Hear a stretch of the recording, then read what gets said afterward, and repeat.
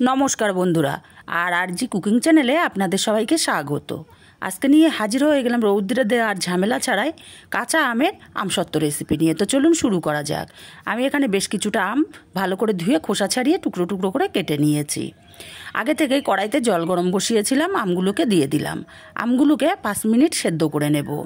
5 minute সেদ্ধ করে নিয়ে দেখে নিতে হবে আমগুলো সেদ্ধ কেমন হলো। সুন্দর মতো আমগুলো সেদ্ধ হয়ে গেছে, খুন্তি দেওয়ার সাথে সাথে আমগুলো ওর মধ্যে ডেবে যাচ্ছে। এখন আমগুলোকে নামিয়ে ঠান্ডা করে নিতে হবে জল ঝরিয়ে।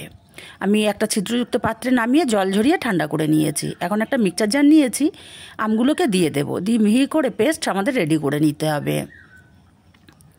সব আমগুলো মিক্সচার জারে দিয়ে পেস্ট করে নিয়ে বড় একটা ছাঁকনির মধ্যে দিয়ে আমগুলোকে ছেঁকে নেব, যাতে আমের পাল্পের মধ্যে কোনো বড় দানা অংশ না থাকে।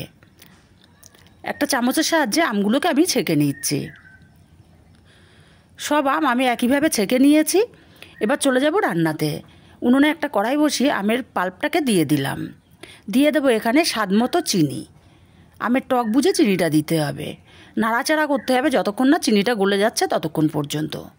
নাড়াচাড়া করতে করতে চিনিটা গলে গিয়ে আমের পাল্পটা অনেকটাই পাতলা হয়ে গেছে। এখন এই পর্যায়ে দিয়ে দেবো স্বাদ মতো লবণ, আর 1 চামচ দিয়ে দেবো চিলি ফ্লেক্স। চিলি ফ্লেক্সটা দিলে টেস্টটা খুবই ভালো হবে। ভালো করে নাড়াচাড়া করে আরও মিনিটখানিক রান্না করে নিতে হবে। আরও 1 মিনিট মতো আমি রান্না করে নিয়েছি। আমের পাল্পটা আগের চেয়ে অনেকটাই ঘন হয়ে গেছে। এই পর্যায়ে আমি সামান্য একটুখানি হলুদ ফুড কালার দিয়ে দিলাম। ফুড কালারটাকে দিয়ে ভালো করে নাড়াচাড়া করে মিশিয়ে দিতে হবে। আমি আমের পাল্পের ঘনত্বটা তো দেখিয়ে দিচ্ছি, দেখুন ঠিক এরকম ঘনত্বতে নামিয়ে নিতে হবে। আমি কড়াইটা উনুনের ওপর থেকে নামিয়ে নেব। আগে থেকে থালার মধ্যে তেল মাখিয়ে রেখেছিলাম। এখন থালার মধ্যে 2 হাতা করে আমের ব্যাটার দিয়ে দেব বা আমের পাল্প দিয়ে দেব, আর থালাটার মধ্যে এভাবে ছড়িয়ে দেব, বা থালাটা একটু ট্যাপ করে দিলে চারিপাশে ছড়িয়ে যাবে। আমি টোটাল 3টে থালার মধ্যে নিয়ে নিচ্ছি আমের পাল্পটা। আর এইভাবে নিয়ে আমি ফ্যানের নিচে 2 দিন রেখে শুকিয়ে নেব, বা রান্নার সময় গ্যাস ওভেনের নিচেও রেখে শুকিয়ে নেওয়া যায়।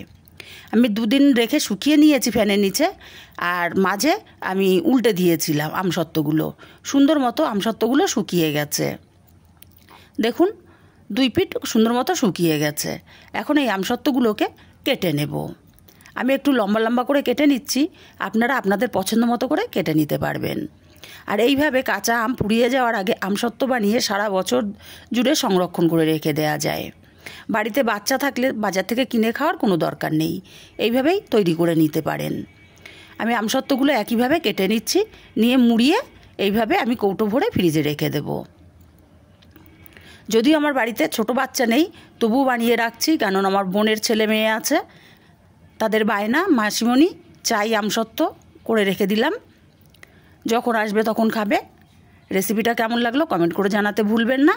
ভালো লাগলে কাছের আত্মীয় স্বজন বন্ধুবান্ধবের কাছে শেয়ার করতে ভুলবেন না, আর একটা লাইক দিতে ভুলবেন না।